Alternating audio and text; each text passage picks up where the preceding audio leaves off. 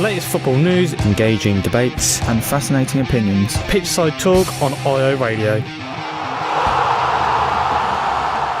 Hello and welcome back to Pitchside Talk here on IO Radio's Fridays at 5 p.m. as always, with me, George, as always, as your host. How are you doing? Hope you're having a glorious week in this lovely blue, summery-ish sunshine. Football's back and some more football is edging very closer. Only a couple of hours away now, less than 3 hours to go until a big league is back, and we all love that league. But before I move on with today's show, I better mention our co-host, as always, and resident Ipswich Town fan who now has got a second. Well, his first time is now back in Portman Road because they let fans back in there. But he only went for one game this week. Very mildly disappointed by that. It is Dan. Dan, how are you doing, mate? I'm doing all right. It's good to see football back, isn't it? Even though I didn't go on Tuesday, but I know you're disappointed. Even I went. I've been to more games than you this season. And I'm not a season ticket holder or anything. I now can boast that fact. I've been to more games than you this season until next week. Yeah, till next week. Till next week. You know, you're going to hear it next week. You know that you're going to hear that joke even more. Well. Before we move on to see what's coming up in today's show, I better mention the social media as always. Twitter is at Pitchside Talk. Instagram is at talk_pitch. YouTube, it's got at both at Pitchside Talk. And well, what have we got coming in today's show? We're going to be talking about Ipswich Town, as we just alluded to. Ipswich Town back at home, kicked off their season opener against Morecambe in League One at Portman Road, and also had another game at Portman Road, 2-2. What's going on this time in the Cup, in the Carabao Cup to be precise? At the Premier League, it is back in a couple of hours' time. We're going to be doing our table predictions as always, where we always get it wrong. We don't predict who's going to win. Nobody's going to go down. This time we can't predict Sheffield United to finish bottom like we did, and then they finished 8th. But, you know, we'll try our best to predict the table for this season, and we'll have a football roundup as always because, well, we have got some big news. Like I said last week, we've got even bigger news. But when we come back, we'll be talking about Ipswich Town as always and see what happened in their season opener and in the Cup. Don't go anywhere. Stay up to date with the latest footy news. Pitchside Talk on IO Radio. Hello and welcome back to Pitchside Talk here on IO Radio's Fridays at 5 p.m. with me, George and Dan. As always, now before we move on, talking about Ipswich Town this week as they played some football. Finally, some competitive football, actually. I better mention social media. Twitter is at Pitchside Talk. Instagram is at talk_pitch. YouTube, it's got both at Pitchside Talk. If you want to see any of our additional content, match previews, we're doing that for all the Premier League games and the Ipswich Town games this season. Do not worry, they'll be up there on the YouTube. And also, if you missed any of our previous shows, do not worry, they're up there as well. All 102 of them. I want to say 2. Yeah, 2. 102. We've been doing this for a long time. I feel like I need a pay rise for Mike Ashley, but you know, these days. But Ipswich Town, the time has finally arrived. Ipswich Town, they kicked off the new season in the 21/22 League One season, and also in the Carabao Cup competition as well, which we'll get onto that a little bit later on. But I feel we should just jump straight into this. Ipswich Town, they kicked off their new League One season versus newly promoted Morecambe as 21,037 fans packed into Portman Road. It looked like more, but it was 21,000 as Ipswich Town fought back to get a point in a 2-2 draw as local Chantry boy McKaylee Bond saved Ipswich Town's bacon after 2 defensive mistakes cost them big time. Dan, me and you, we both went to the game. Absolutely fantastic, I think, to be back at a football game at full capacity, which is brilliant to see. And it was what a feeling it was to be back. The place was bouncing, it was electric, it was absolutely alive. Not heard Portman Road like that for a long time. But you know, the game lived up to the atmosphere of what happened in the stands. But what a fantastic game to watch of football. Yes, obviously it was fantastic to be back. It's been so long, and it's been even longer since we've seen a win from Ipswich as well at home, isn't it? I think the last time would have been probably Burton at home, the 4-1, which was probably three or four games before the last home game we saw. So yeah, it was brilliant to be back. Obviously, I think we said before the game it was hard to predict how this Morecambe side would come and play against us, but I thought we did well. I thought we put in a decent performance overall over the 90 minutes. Obviously, mistakes that we'll get into in a minute. But yeah, the atmosphere was brilliant to see. Portman Road rocking again was special to see it again. So yeah, can't wait for the next game now. Yes, I can as well. But I tell you something I really loved at the game was Paul Cook running out onto the pitch and clapping. He did this in the Newport game as well. It's not just a one-off. He runs on, he claps. He don't walk there like Mr. Paul Lambert used to do and just ignore everybody and just look absolutely sad as anything. But that was actually a really good moment. And also just seeing the players and the way that Portman Road absolutely erupted was brilliant to see the players walked out. Well, the game was filled with some good and bad moments for Ipswich Town. But firstly, let's focus on the good. We're going to do the positives because we actually have positives once. Last season and the season before, positives were very hard to find, but we have some big positives here. Well, and Town, they showed some absolutely brilliant character. Brendan Rodgers' favourite word there, in character.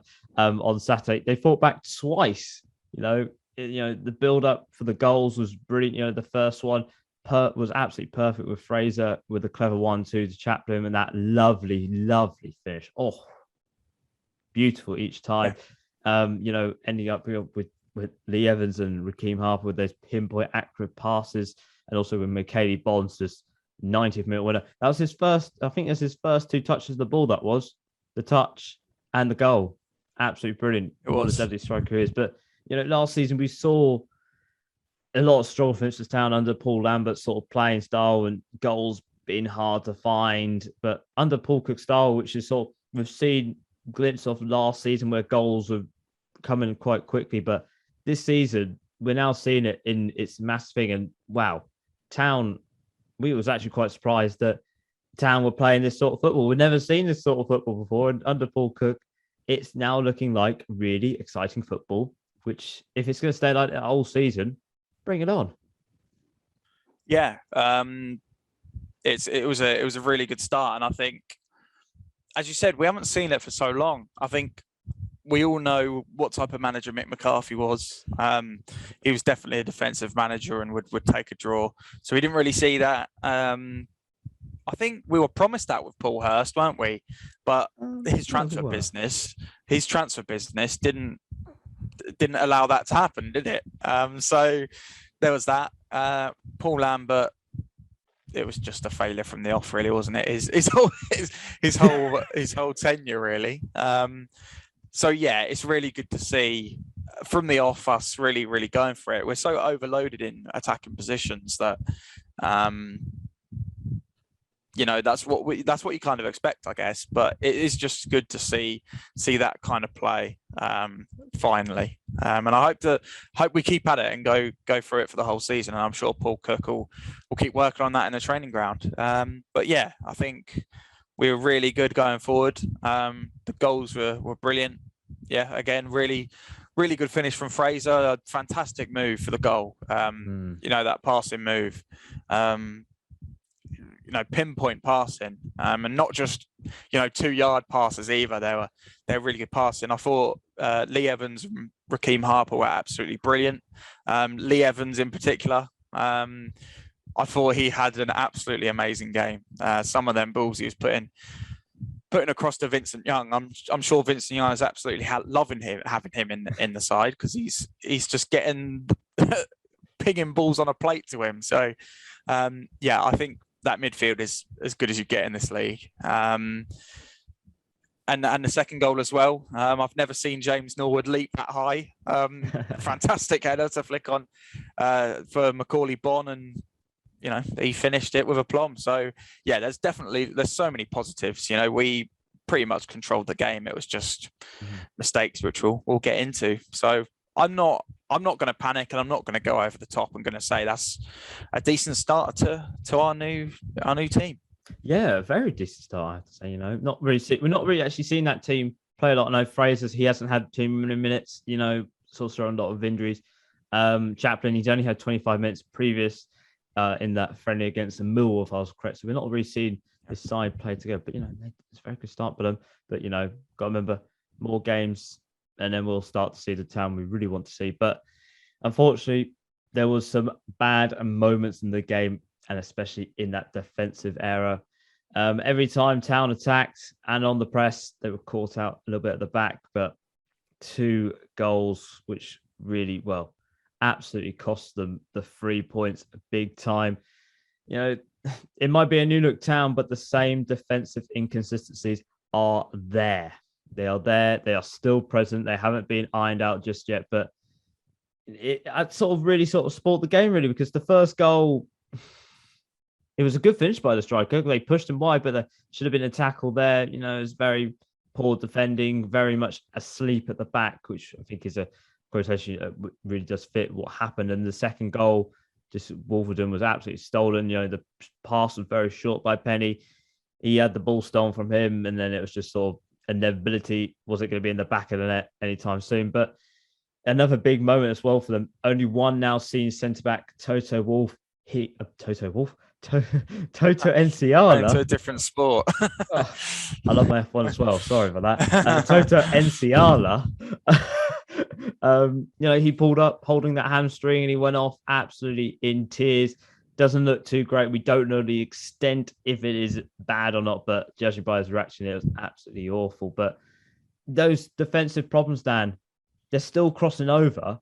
One senior centre-back. We don't know if another one's going to be coming in anytime soon. The rumour mill has slightly dried up a little bit on centre-backs. This is a big area that Town have got to get sorted out before that August, for the 31st of August deadline day. Yeah, we really need to. Out of all the positions that could have happened, it was the position that we didn't have any backup for. So yeah, it was really, really disappointing, and obviously I feel really sorry for Toto. The first game back is really, really sad to see. But yeah, there's so many mistakes still. As you said, the first goal, we kind of just let him run for we pushed him out wide, but there was 3 of our players, around him. A foot should have been put in. And then, the second goal was just a disaster, wasn't it? So yeah, there's still so many defensive mistakes, and it's the position that worries me the most. Obviously, we signed another left back, but I'd still say we need 2 centre backs. We still don't know when Edmonton's going to be fit. If that's going to be soon, then maybe only 1 experienced one's needed. But now we've got 2 centre backs out of 3 who are out injured. So it's a priority, isn't it? It has to be a priority, because I guess against teams that are going to hurt us more, we're going to keep conceding goals like that. And I wouldn't say Morecambe were awful, but they weren't amazing either. So when we play a team that are in and around us, if we are, up there at the top, it's going to be even more difficult if we don't have that. If we keep making these silly mistakes. So yeah, it was very disappointing, because I think we could have easily won that game. We just need to sort those mistakes out. Yeah, hopefully they'll get sorted out soon. New centre back coming in, but also, we have to give a little mention as well to Janoy Dinashian, a right back who was a makeshift centre back. He looked pretty well. He actually looked pretty all right at centre back. I have to say personally, I thought he looked all right for somebody who's not that his natural position. We sort of know his relationship with Town has been great these last sort of few seasons, but maybe that could be his new position. Maybe that is the plan. Maybe there might not be another centre back coming. Maybe he is the centre back, but I don't think that would be happening because he played right back against Newport, but we would hope not. Hopefully there'll be a new centre back coming in. Please, Town. I know you love signing wingers and attackers and all that, but please, we need a defence, especially against bigger teams. But now moving on to one of, I think, the major talking points of the game was the fans. Returning back to Portman Road, 21,037 fans supporting Ipswich Town. The last time that number was even hit, 21,000 being at Portman Road for a game, was against Peterborough, and that ended 4-1 in that defeat, which really sort of summed up that season in a whole nutshell. Absolutely ripped open and looking very poor against big teams. But Dan, as we said, the atmosphere was absolutely electric. The crowd really roared the game into life. Some really goosebumps moments at the beginning of the game with the players walking out onto the pitch. Also, Paul Cook running on their cabin and showing his appreciation towards the fans. A magical moment. But for these players, really, they've had a chance to experience Portman Road in a positive way, which a lot of Town players haven't really had. It's been a toxic time quite recently. It feels like this, feels like everything's now turning corner. Everything's looking more positive. There's no more of that horrible toxicity that was really what happened last season and the season before that. But, this game didn't really disappoint for fans. Goals galore everywhere. But, I think for a big factor of this really here is the fans back. Maybe if this was last season, that might have still ended 2-0 to Morecambe or 2-1 to Morecambe. So really for fans to be back supporting this Town, maybe just got them across the line, which could be a big factor with the running with the season they've got this year. Yeah, fans make a huge difference, don't they? And it was, amazing to see that many fans back watching the side, the new team, and it's only going to help them. It's a long season. We all know that. So I hope that we'll stick by them, but we know what Ipswich fans are like. We'll lose one game and everything's terrible again. But what we need to do this season is it's going to take time. We've said this before, so we just need to be patient and trust in what the owners and the manager is doing. We seem to have people in now that have got a plan and know what they're doing. So we just need to trust in that, and hopefully the fans will stick by them, and I think we will, and I think that's going to be one of the big factors this season, because we all know how loud Portman Road can get. So yeah, I'd say that it's annoying that mistakes were made against Morecambe, but I think fans being in made a difference. And as you said, if it was last year without any fans in the ground, could that have been a 2-0 to Morecambe? Maybe. But yeah, I think, fans being back is only going to help. Well, it's going to help every team in the country, isn't it? Yeah. It's only going to be a good thing for everyone.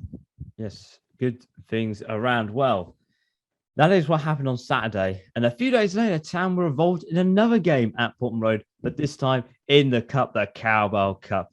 Everybody's favourite competition, if your name is Manchester City. If your name is not Manchester City, it's not your favourite competition. Town, they were up against Newport County, who are currently in League Two.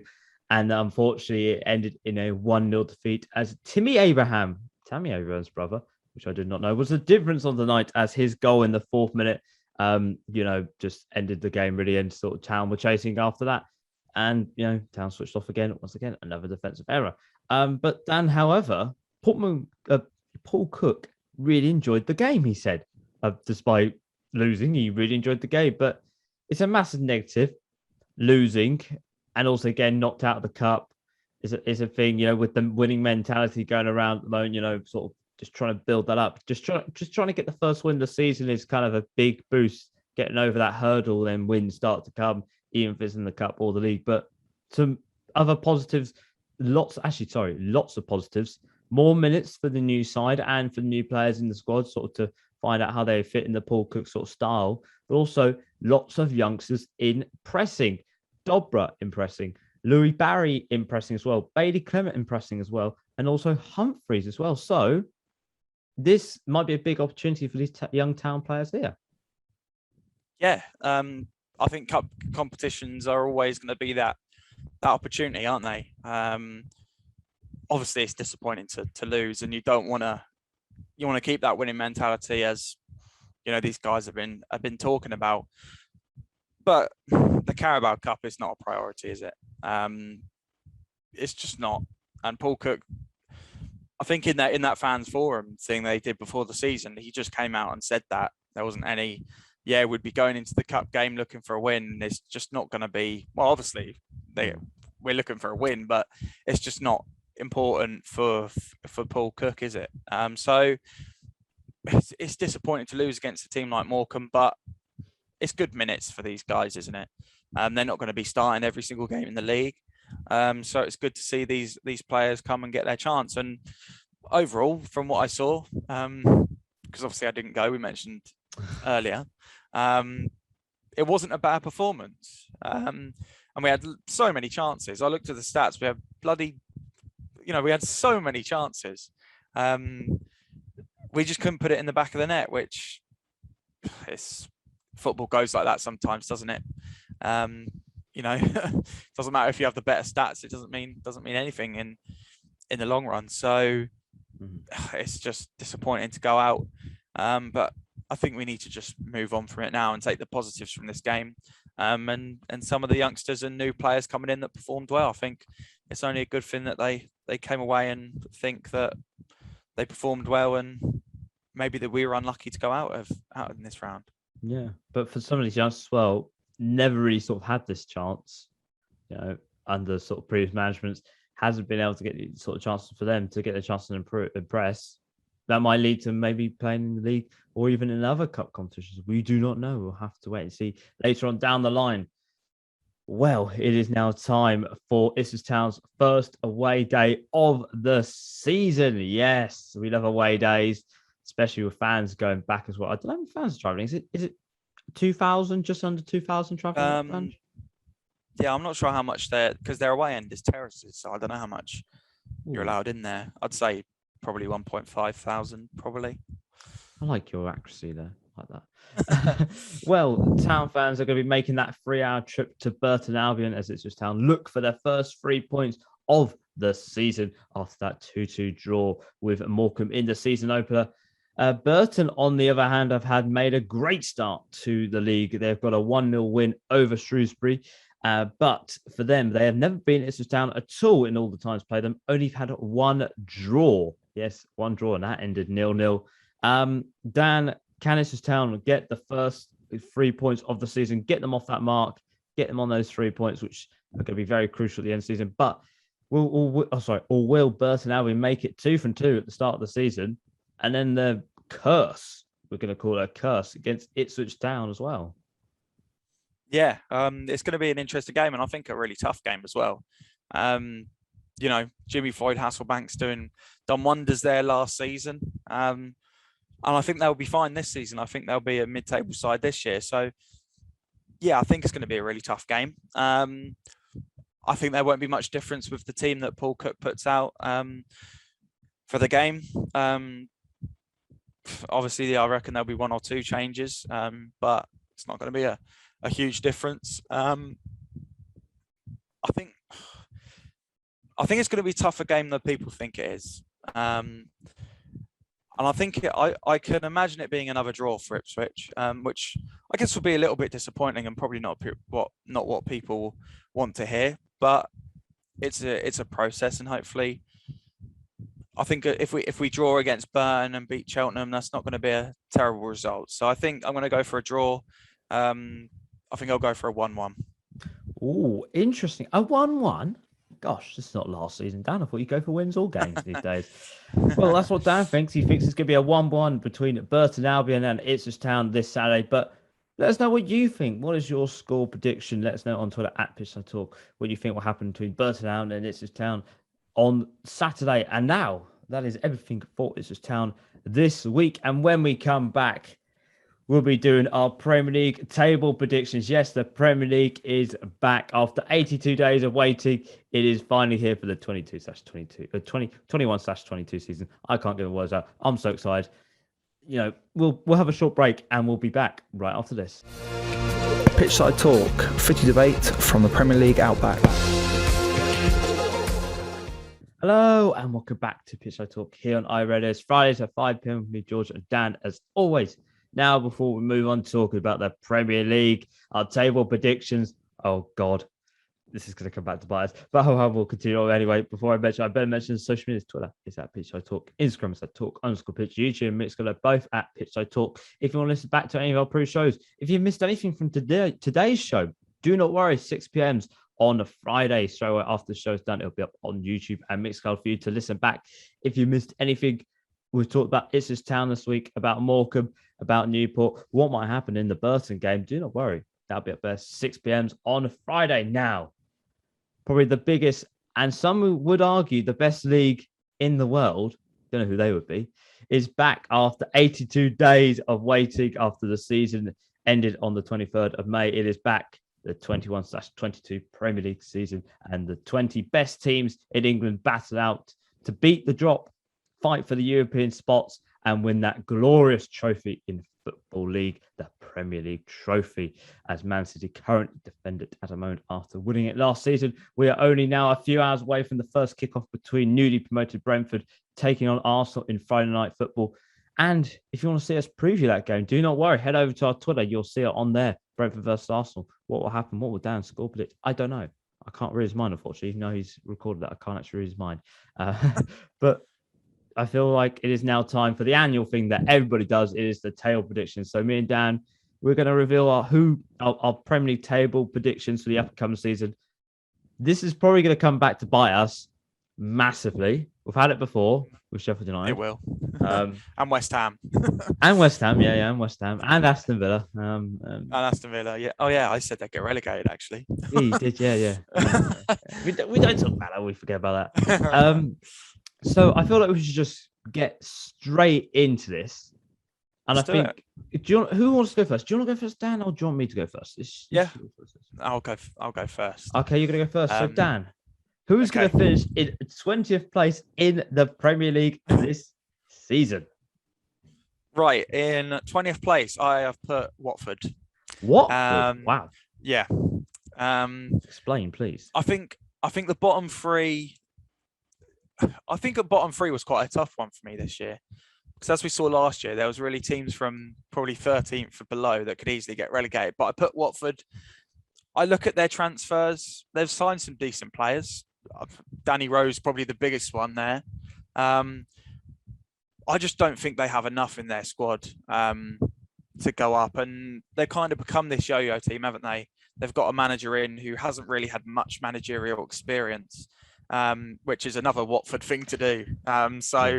Yeah, I just don't think they have enough, and I'm going to put them bottom to go down again, unfortunately. Oh, okay, that's interesting. Well, in 20th place for me, I have put Norwich City to go down. Looking at their business, so have done some good business. Billy Gilmore on a loan, a very good loan signing. We know how good he's been. We saw it with Scotland versus England. He was very good. They've looked like to try to improve, been a bit more active than they were last time when they're here, but they've had a big loss. Buendia has gone, Alex Tete has gone, a lot of experience has gone in that side. And I'm sort of just looking at it, looks the same as when they were last up. But I think they'll have a better season, but I still think it will be 20th place for Norwich City. That's who I've gone for. Dan, who have you gone for in 19th place in the Premier League?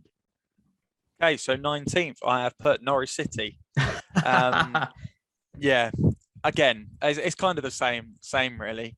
When you look at their transfers, I think they've made, the signings they're making are decent players, but they're just not enough to get you out to keep you up in the Premier League.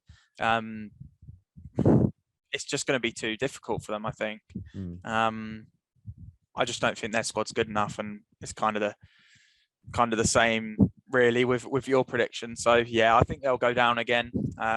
Hopefully to play Ipswich in the Championship next year. Oh, that's even a bolder prediction. That's for another prediction, Dan. Don't cross predictions over that. I'll try Norwich fans. Do not do that. Well, in 19th place, I've gone for Brentford. Yeah. What can I say? Newly promoted side, first ever time they've been in the Premier League.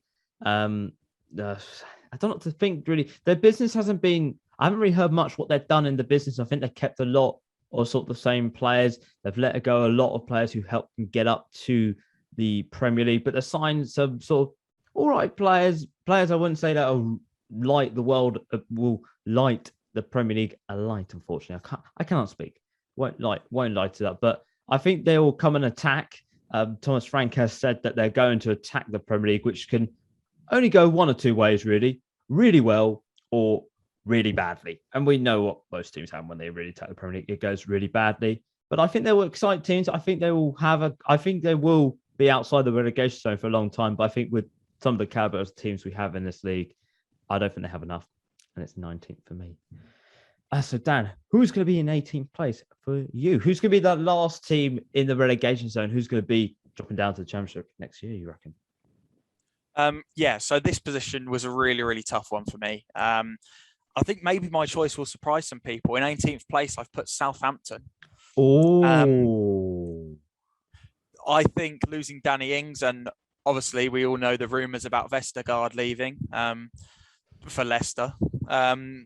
I think they're going to have a really, really tough season.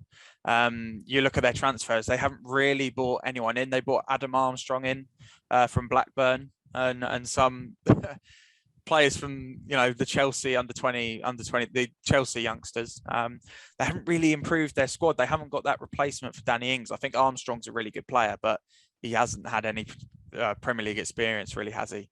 And they've been struggling for a while now. The last couple of seasons. So I unfortunately think it's going to be Southampton's Premier League end to go down this year. That'll probably absolutely backfire, but I'm going to go for it. that is a big bomb you've just dropped in the water there. The ripples, we still feel the ripples of that. Well, in 18th place, I've gone for another big hitter. I've gone for Crystal Palace. I think they'll finish 18th this season. I think Patrick Vieira, a very surprise choice from the caliber of managers they were looking at the beginning. Some really highly rated managers. Uno Espirito Santos, he nearly went there, but they couldn't agree on his personnel staff staying. And I think going for Patrick Vieira, who's relatively inexperienced. He had a good time at Nice. The first season there, he did really well. Second season, it all backfired. And Palace are going through a transition, really. We've seen a lot of the players go out, a lot of caliber players go out. Sort of seen Van Arnold go out, Townsend, Sacco, Cahill, Scott Dan, he left yesterday as well. But they haven't sort of gone and replaced that. Not many big signings, only sort of Conor Gallagher on loan, Nathaniel Klein in, that person from Reading who's really had an absolute blind season. But I feel like they're sort of chasing themselves, and I don't feel Zaha will perform. I don't really think Patrick Vieira will be there very long. And I think for Palace, it's going to be an absolute tough season, and I think they're going to finish 18th. So yeah, that is the bottom three. We're going to quickly go through from 17th to 10th. So Dan, who's going to be in 17th place for you this season? Yeah, so disclaimer, I think this 17th and 13th, these teams could be in any order. So I'm just going to say what I think it will be. 17th, I've put Brentford. I think they'll just have enough to survive. I think they'll have that new club, the new club coming into the Premier League and have that faith. So I'm going to put Brentford 17th. Okay, well, for me, I'm going to go for Watford 17th. I think Watford will have enough because they will sack their manager. Because not to be rude, I don't really know who their manager is. Who's the manager? Do you know? You know, don't you, Dan? It's Zisco, but I've never heard of him before. Zisco at the disco. Hey. Yeah, I think they'll finish 17th because, what Watford are like. Watford would be fine. If it doesn't go well with Zisco, they'll get a new manager in, and it'll all be rosy and all sorts later down the line. So yeah, there'll be 17th. Dan, who's going to be in 16th place for you? 16th, I've put Crystal Palace. I only put them to survive because I think the same of you. I think Patrick Vieira will not last long. I don't think he'll last the season. And I'm saying that they're going to appoint someone who will keep them up. Let's see if that happens. 16th place, Crystal Palace. Well, 16th for me is actually Southampton. I'll put them 16th. I think they will struggle without Danny Ings. Vestergaard, he's out the door. He's off to Leicester. Also, as well, they did lose somebody else. Did they lose somebody else? Is that just me thinking? I cannot think. They did lose some. They lost another player. Who was? Can't remember. Lamina and Bertrand. That's who it was. They lost those two as well. The signings haven't really sort of excited me. Adam Armstrong, maybe another Che Adams in disguise. We do not know. And lots of Chelsea youngsters as well. I think Borgia's sort of the one that excites a lot of people. He's done well with the youth side, and Phil Walcott as well, experienced player. But for Southampton, I think it's going to be 16th. They'll survive in the Premier League, but it'll be a tough, bumpy road for them. So, Dan, I think we should do from 15th to 13th. Who is going to be from 15th, 14th, and 13th for you? Okay. So 15th, I've put Brighton. I think they'll have another stable season. 14th, I've put Burnley. Same with them. They're going to be safe as well. And 13th, I've put Newcastle. Fair enough. Well, for me, I have gone in 15th. I've gone for Newcastle. I'm not too sure if Willock's going to get over the line. Little problems getting there, but I think if they get Willock, they'll finish a more high at the tail. But they haven't sort of impressed me. The signed nobody. I don't think even signed a player. Have they? They signed 3 players, and I do not know any of them. And then I've gone for Brighton in 14th. Maybe lost Ben White, but we know what Graham Potter's like. He's keeping a lot of that players. He's saying there's more transfer bids coming through, and I think that side is constantly improving under him. He's a good manager. And 13th, I've gone for Burnley. You know what Burnley are like. Sean Dyche, he's kept a lot of that playing style. They'll just grind out results when they need to, and they'll be 13th. So, Dan, who's going to be finishing 12th, 11th, and 10th for you in the Premier League? Okay, so 12th, I've put Wolves. I think they'll have another mid-table season. I think the manager coming in, I don't know much about him, but I think he'll do fine with Wolves. 11th, I've put West Ham. Obviously, we know what type of season they had last year. I think they'll have another mid-table season, and they'll be safe. And 10th, I've put Everton, who, again, they'll just be a stable team in around that area like they were last season. That's what I kind of expect. Wow. Well, in 12th, I'll snap you there. I'll put Wolves as well. They'll have a good season. Don't really know much, about the manager. Only that his name is Bruno, but he's not Bruno Fernandes. But yeah, they have a stable season. I'll put in 11th Everton. I'll put Everton 11th. The signings they've made, not really the caliber that they need to be. I don't know if Benitez is the right man for the job. I still think it's a bit weird him seeing him in a blue than the red, because he actually is a red man, but he's a blue. And I put in 10th. I have put Aston Villa in 10th. I think they'll have a good season, but I feel that they're going to have that drop-off season. Jack Grealish is not there. I don't think that's a big factor, him not being there, but I think the bigger factor is that John Terry's not there. That's the big problem. I think, we know how important he's been. Villa have been trying to keep him. He's gone now, and I think that's sort of a big problem that he's gone. But I think they'll excite teams, but I think they might just not have that, what they need to make into sort of those European spots. So, Dan, who have you gone for in 9th, 8th, and 7th in the Premier League?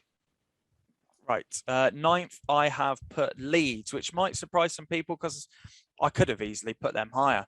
But I think it'll be another kind of similar season to what they had last year.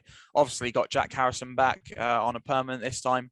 Signed that fullback from Barcelona as well, which I think was a good signing. Junior Filippo? Yeah, something like that.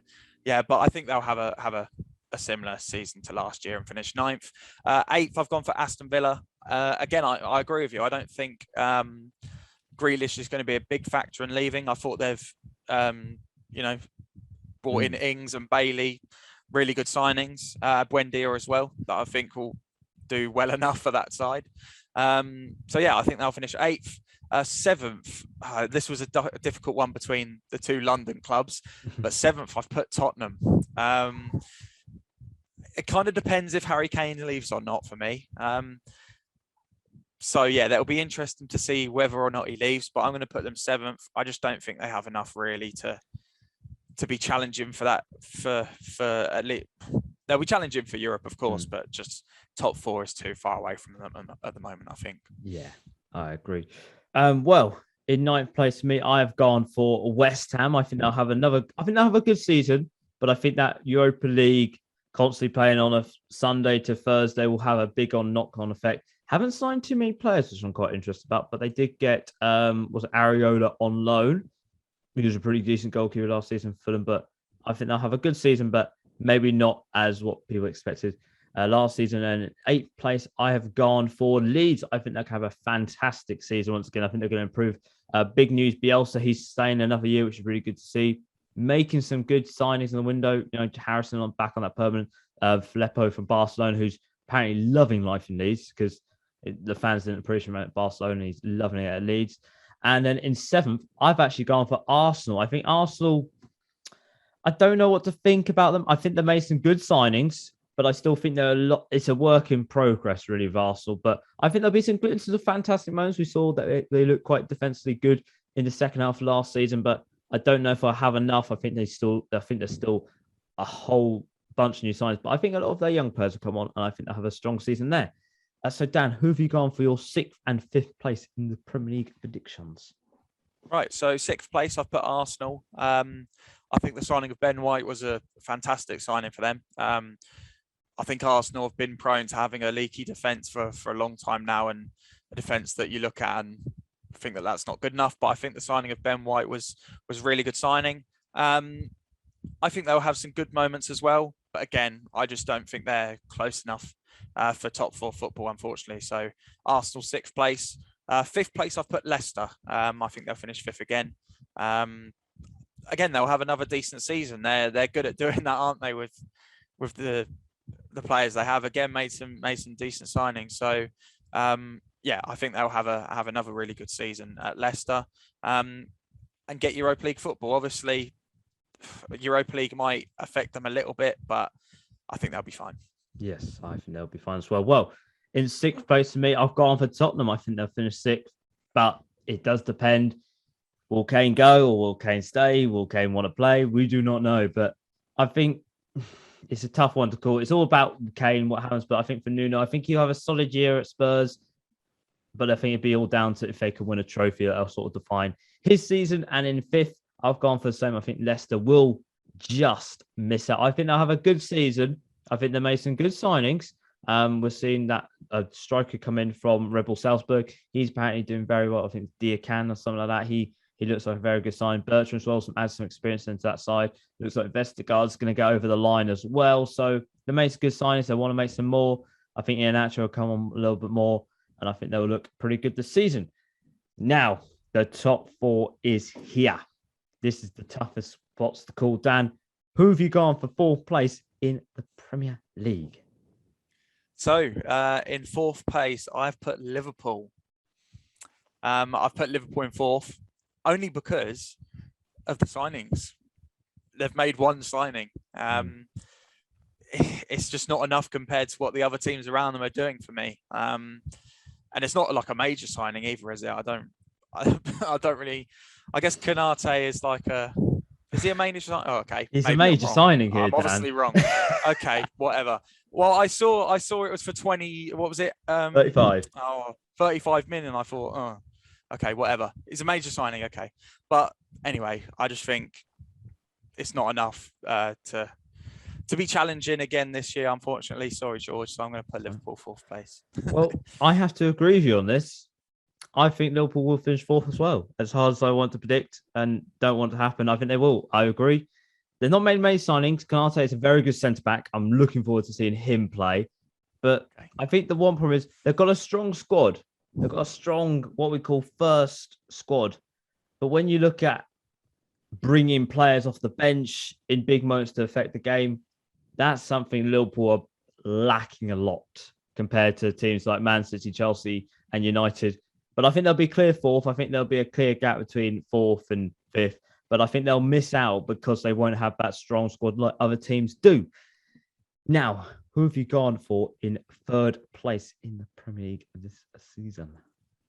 So this top three, I've changed around so many times. And I changed it again just before the show as well. So in third place, I've gone for Manchester United. Okay. They've made some good signings, obviously. We all know the signing of Sancho, which is going to really help them. They already have a really good squad, don't they? They did really well last year. I know you can't probably disagree with that, George, but there's no denying it. They have a great squad, and bringing in Sancho, it's only gonna help them. So yeah, they're waiting for the Varane signing as well, which seems to be dragging on a bit, doesn't it? But it seems like it's gonna happen. But yeah, I think it'll be close. I think it'll be close between this top three, but I think Man United will be third place. Well, I have to agree with you as well. I think Manchester United will be third place as well. Jadon Sancho, brilliant signing that. Be interested to see if he plays straight away. We know what Solskjaer's like when he has new signings. He doesn't like to play them always straight away with Donny van de Beek, and then he got left on the bench. Rafael Varane hasn't gone through yet. Looks like it's going to be going through soon, but if they can get that through, that's a good signing for them. But I feel that they're still in a transitional period. I still don't know if Ollie's the man for the job. I still don't know. I just can't.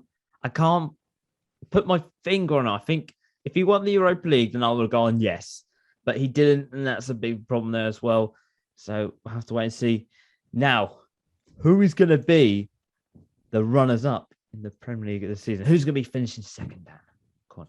Spill the beans. Second place. I've put Chelsea. Explain, please. I think the signing of Lukaku, coming back to Chelsea, which happened today, actually, didn't it? Yes. Is huge signing for them. They've had so much problems with strikers throughout the years, haven't they? Timo Werner looked like he was going to be a fantastic signing.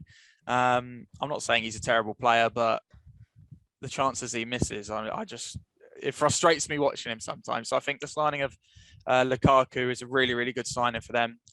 Maybe that's the jigsaw piece they need, because I think the rest of their squad is really good and they have so many creative players. They've got some brilliant young players coming through as well.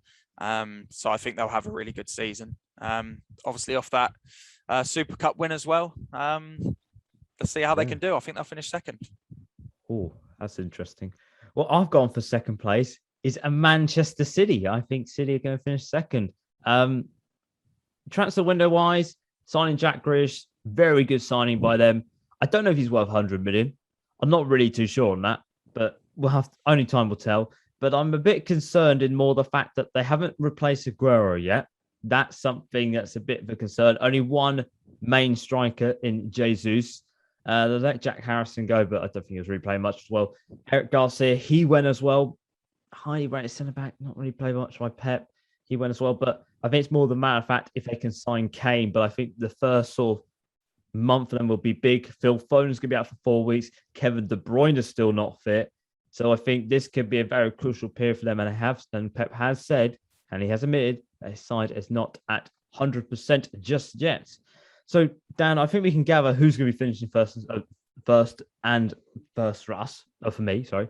But who have you going for first? I mean, we just have to get the elephant out of the room. But why are you going for Manchester City as your Premier League champions? I just think their squad's too good for me. No matter who's injured in the first 4 weeks, I still think their team is way, it's just the best in the league for me. The signing of Jack Grealish, arguably England's best player, him and Kane. If they can sign Kane, which I kind of did this table with Kane at Man City. I think it's a no-brainer to put Man City to win the league if Kane goes. Obviously, there is that worry that they haven't replaced Aguero yet, and it's getting later and later in the transfer window, isn't it? So I think your worry about Man City is fair enough, and it could easily go against them. But I think when Foden and De Bruyne come back with Grealish in that squad, they're going to be unstoppable. So yeah, Man City to win the league again this year for me. Fair enough. And I've gone for Chelsea to win the league this season. Piers will be very happy with me. I did this in mind of Lukaku signing, and funny enough, he did sign. I think that with him, he's the final piece in that jigsaw. I think we've seen with Tuchel what he has done with that Chelsea squad is absolutely fantastic. And I think they're going to have enough. I think they will have a push. I think they're the most dangerous team in the league. They've got that defence.